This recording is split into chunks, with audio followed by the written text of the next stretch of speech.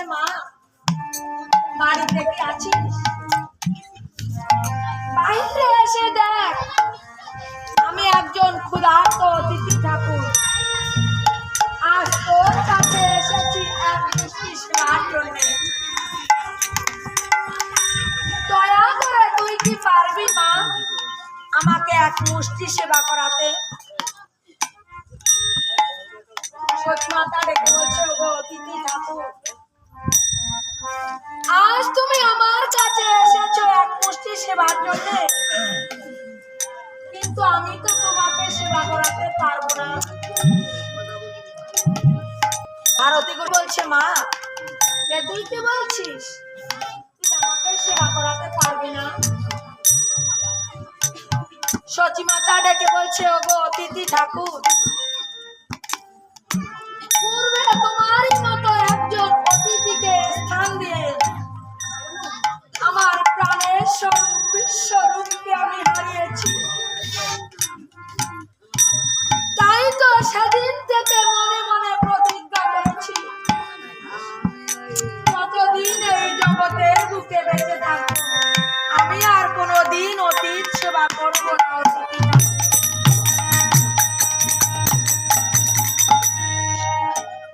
ভারতী গোসাই রেখে বলছে, ওগো মা, তাহলে তো তার থেকে আমাকে বিফলে ফিরে যেতে হবে। সতীমাতা ডেকে বলছে, ওগো অতিথি ঠাকুর, এই নদিয়া নগরে অনেক ব্রাহ্মণ দাও রয়েছে, তুমি তাদের এক তারে গিয়ে আতিথ্য গ্রহণ করো অতিথি ঠাকুর। ভারতী গোসাই রেখে বলছে, মা তাহলে তোর কাছে আমার আতিথ্য হলো না মা, এবার তাহলে আমি ফিরে যাই। এই কথা বলে ভারতী গোসাই আমার যাত্রা করেছে। দূর থেকে নিমাই সুন্দর এই রূপ দর্শন করে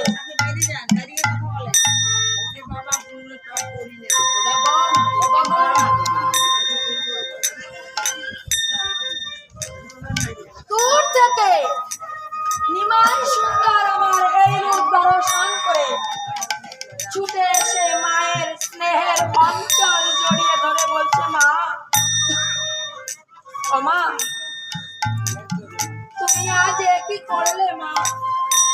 তুমি ওই অতিথি ঠাকুরকে আমাদের গৃহ থেকে ফিরিয়ে দিলে। বলো মা, কেন তুমি আজ ওই অতিথি ঠাকুরকে আমাদের গৃহে স্থান দিলে না?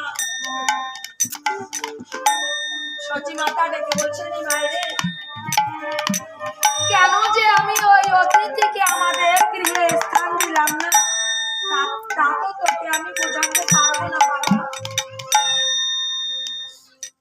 নিমাই সুন্দর ডেকে বলছে, না মা, একটিবার খুলে বলো, কেন তুমি আজ ওই অতিথি ঠাকুরকে আমাদের গৃহে স্থান দিলে না?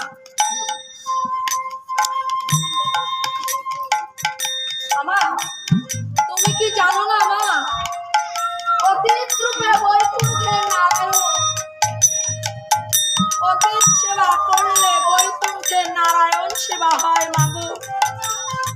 আর অতিথি ঠাকুর যদি বৈমুখ হয়ে চলে যায় তাহলে বৈকুণ্ঠের নারায়ণও যে বৈমুখ হয়ে চলে যায় মাগো। মা, এই জগতে অতীত সেবা করলে কি হয় আর অতীত বৈমুখ হলে কি হয় আমি তোমাকে বলছি।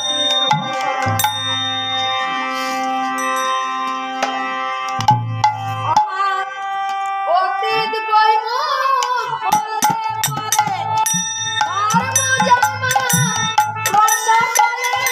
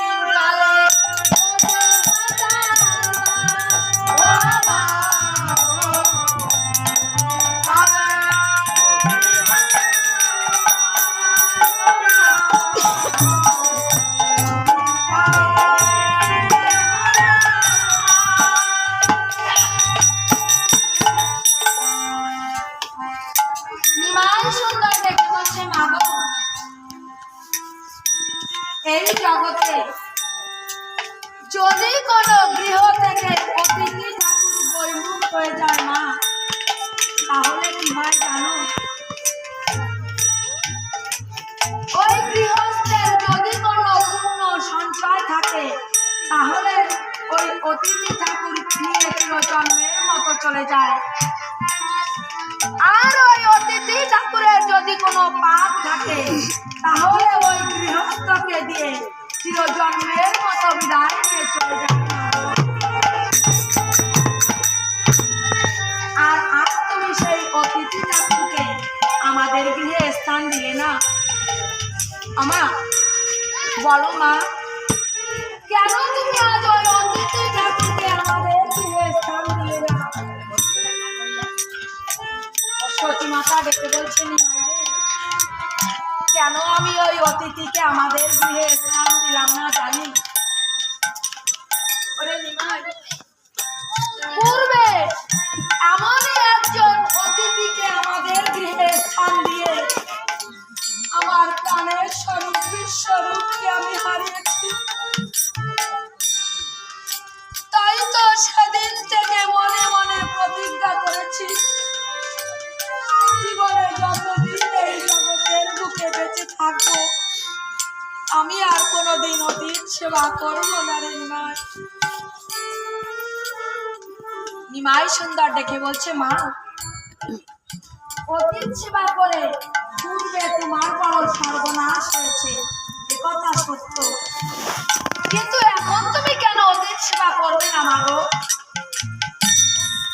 সতী মাতা ডেকে বলছে, নিমাই রে, নিমাই, আমার পোড়া মনেরই বড় ভয় হয় রে নিমাই। আমি যদি আবার ওই অতিথিকে আমাদের গৃহে স্থান দেই তাহলে না জানি আমার প্রাণের নিমাইকে আমার হারা হতে হবে।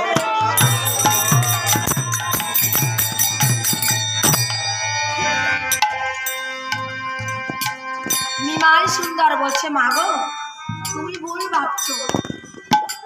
আজ তুমি যদি তোমার নিমাইয়ের মঙ্গল চাও মা গো, তাহলে তোমাকে ওই অতিথিকে আমাদের গৃহে স্থান দিতে হবে, তা না হলে তোমার নিমাইয়ের যে বড় সর্বনাশ হবে না। সতী মাতা ডেকে বলছে, নিমাই, তুই ও কথা বলিস না, তুই যে আমার একমাত্র প্রাণের নিমাই, তোর যদি কোনো অমঙ্গল হয় নিমাই তাহলে যে আমি সইতে পারবো না। বল বাবা, আজ আমি কি কর্ম করলে তোর মঙ্গল হবে? নিমাই বলছে, মা গো, ওই তো বললাম, আজ তুমি যদি তোমার নিমাইয়ের মঙ্গল চাও তাহলে ওই অতিথিকে আমাদের গৃহে স্থান দিতে হবে। সতী মাতা ডেকে বলছে, নিমাই রে, আমি ওই অতিথিকে আমাদের গৃহে স্থান দিতে পারি, তবে আমার একটা শর্ত তোকে মেনে নিতে হবে। কি শর্ত জানিস? ওই অতিথি ঠাকুর যত সময় আমাদের গৃহে থাকবে তুই ওই অতিথির কাছে যেতে পারবি না, এমনকি তার সঙ্গে একটা কথাও তুই বলতে পারবি না নিমাই। নিমাই সুন্দর বলছে, মা, মা গো, শুধু এমনি ভাবে শর্ত কেন মা গো? এসো মা, আমি তোমার দুটি চরণ ধরে প্রতিজ্ঞা করছি, ওই অতিথি ঠাকুর যত সময় আমাদের গৃহে থাকবে আমি ওই অতিথির কাছে যাব না, এমনকি তার সঙ্গে একটা কথাও আমি বলবো না মা গো। তবে আমার একটা কথা তোমাকে মেনে নিতে হবে। কি কথা জানো? ওই অতিথি ঠাকুর বাড়ির বাইরে গিয়ে যদি আমাকে ডাকে তাহলে কিন্তু আমি না গিয়ে থাকতে পারবো না।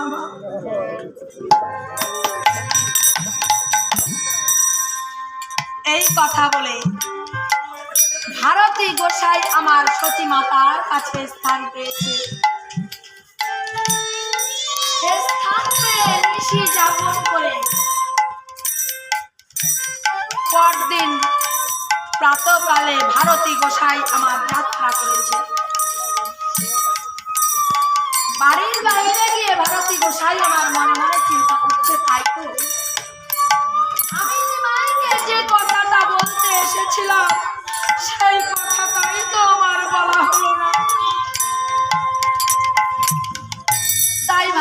গোসাই আমার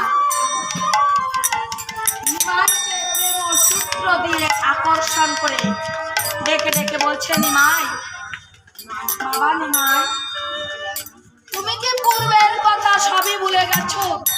তোমার কি কিছুই মনে নেই নিমাই? তুমি না আমাকে কথা দিয়েছিলে গুরুদেব, কলিতে গিয়ে হরি নাম মহামন্ত্র অস্ত্র দিয়ে এই পাপাচ্ছন্ন বলির জীবকে তুমি উদ্ধার করবে।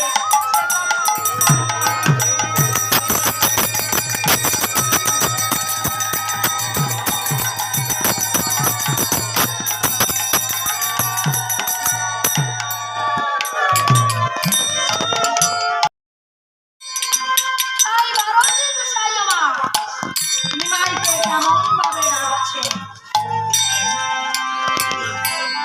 নিমাই ছুটে আয় ছুটে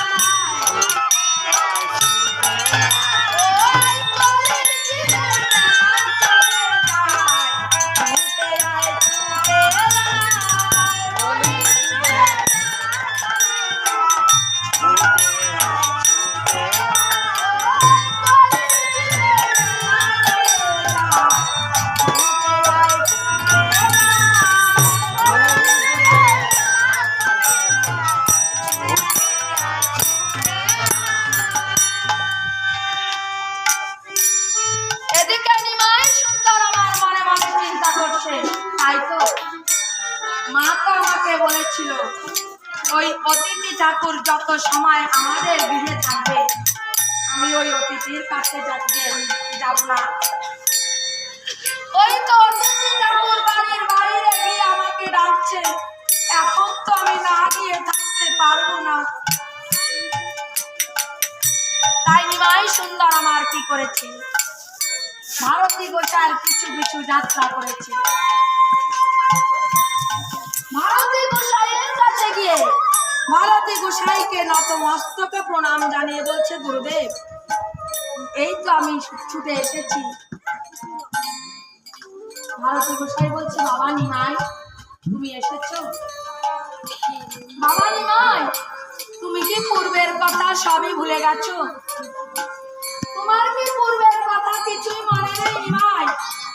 তুমি না আমাকে কথা দিয়েছিলে কলিতে গিয়ে হরি নাম মহামন্ত্র অস্ত্র দিয়ে এই পাপাচ্ছন্ন বলি জীবকে তুমি উদ্ধার করবে। সে কথা কি তোমার মনে নেই নিমাই? সে কথা কি তুমি ভুলে গেছো? নিমাই সুন্দর বলছে, না গুরুদেব, আমি কিছুই ভুলে যাইনি। আর ভুলে যাইনি বলে আজ আমি আপনার শরণাগত। এবার আপনি আমাকে শরণাস মন্ত্রে দীক্ষিত করুন গুরুদেব। ভারতী গোসাই ডেকে বলছে, নিমাই, আমি এখনই তোমাকে শরণাস দিতে পারবো না নিমাই। কেন জানো? তোমার বয়স সবে মাত্র 24 বছর। এই 24 বছর বয়সে তো সন্ন্যাস মন্ত্র নেওয়া যায় না নিমাই। নিমাই সুন্দর ডেকে বলছে, গুরুদেব, 24 বছর বয়সে যদি সন্ন্যাস মন্ত্র নেওয়া না যায় তাহলে খুলে বলুন কত বছর বয়স হলে আমি সন্ন্যাস মন্ত্র নিতে পারবো? ভারতী গোসাই বলছে, নিমাই, যার হয় তার 24-এই হয়, আর যার না হয় তার 120-এও হয় না নিমাই। তবে তোমাকে দেখে, তোমার কথা শুনে মনে হচ্ছে তোমার এখনই সন্ন্যাস মন্ত্র নেওয়ার উপযুক্ত সময় হয়েছে। তবে বাবা নিমাই, কিন্তু আমি তো তোমাকে এখনই সন্ন্যাস মন্ত্র দিতে পারবো না। তোমার সন্ন্যাস মন্ত্র নিতে গেলে কি করতে হবে জানো নিমাই? তোমার সন্ন্যাস মন্ত্র নিতে হলে তোমাকে সচী মাতাকে ছেড়ে বিষ্ণু প্রিয়াকে ছেড়ে এমনকি এই সমগ্র নদিয়াবাসীকে আঘাত করে কাটুয়া কাঞ্চন নগরে সুরধনির কুলে আমার আশ্রম, সেই কাটুয়া কাঞ্চন নগরে গেলে আমি তোমাকে সন্ন্যাস মন্ত্রে দীক্ষিত করব।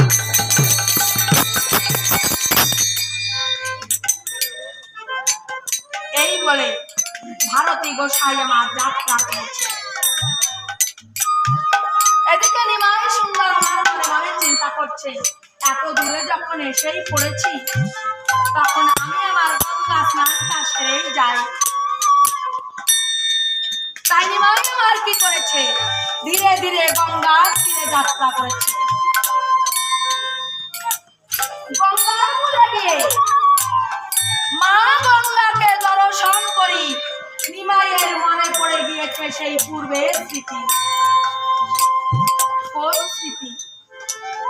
দাপরের স্মৃতি। দাপরের স্মৃতি মনে করি নিমাই সুন্দর আমার মা গঙ্গাকে যমুনা ভ্রমে দেখে দেখে বলছে, ও মা যমুনে একটিবার তুলে বল, তুই কি আমার সেই যমুনে? কোন যমুনে? যে যমুনার বক্ষ দিয়ে আমি আমার অষ্ট সখিয়া শ্রীমতীকে নিয়ে নৌকা বিলাস করেছি, যে যমুনা আমার বাঁশির সুর শুনে উজান বলে ধাবিত হলো, যে যমুনার কূলে বসে আমি আমার রাখালগণ নিয়ে খেলা করেছি, তুই কি আমার সেই যমুনে? একটিবার খুলে বল। যমুনে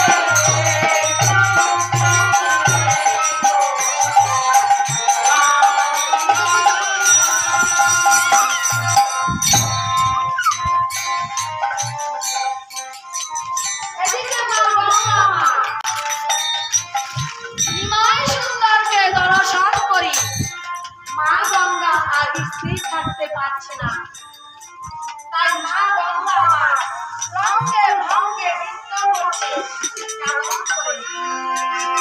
ও তাই গঙ্গা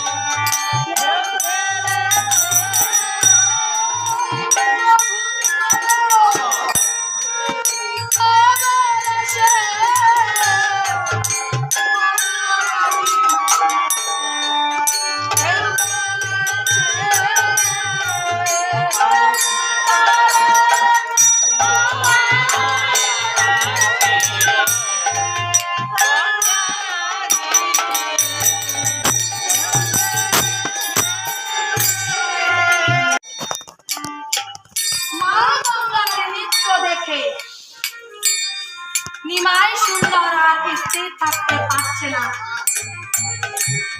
তাই নিমাই সুন্দর আমার কি করেছে, ভালোবেসে শিবরাঙ্গ রঙ্গ দিয়া পড়ল।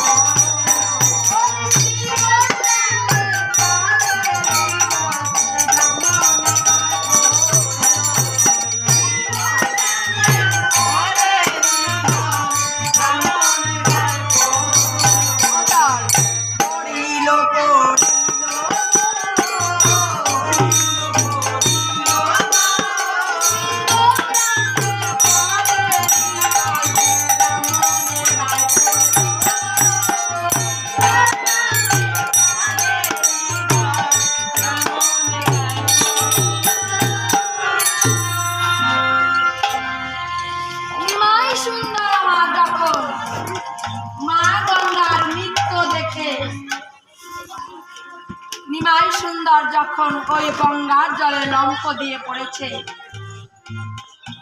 ওই গঙ্গার তীরে যত ব্রাহ্মণগণ বসেছিল নিমাই সুন্দরের পদের জল তাদের গায়ে গিয়ে ছিটে ছিটে পড়েছে।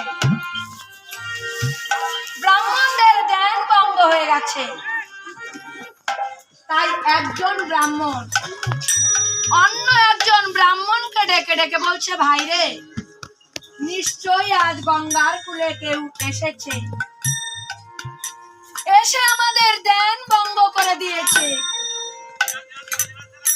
তাই ব্রাহ্মণগণ পুনরায় ধ্যানস্থ হয়ে দেখতে পাচ্ছে আজ নিমাই সুন্দর গঙ্গার কূলে এসে তাদের ধ্যান ভঙ্গ করে দিয়েছে। তাই ব্রাহ্মণগণ ডেকে ডেকে বলছে, ওরে লক্ষ্মী ছাড়া নিমাই, আজ তুই আমাদের ধ্যান ভঙ্গ করেছিস, তুই যে বড় ভুল করেছিস নিমাই, তুই যে বড় অপরাধ করেছিস। ব্রাহ্মণদের ধ্যান ভঙ্গ করা কত বড় অপরাধ, আজ তোকে আমরা বুঝাবো। আজ আমরা তোকে কি করব জানিস, আমরা তোকে অভিশাপ করব, এমন অভিশাপ করব যাতে জীবনে কোনোদিন এই নদীয়ার বুকে তুই আর ফিরে আসতে পারবি না।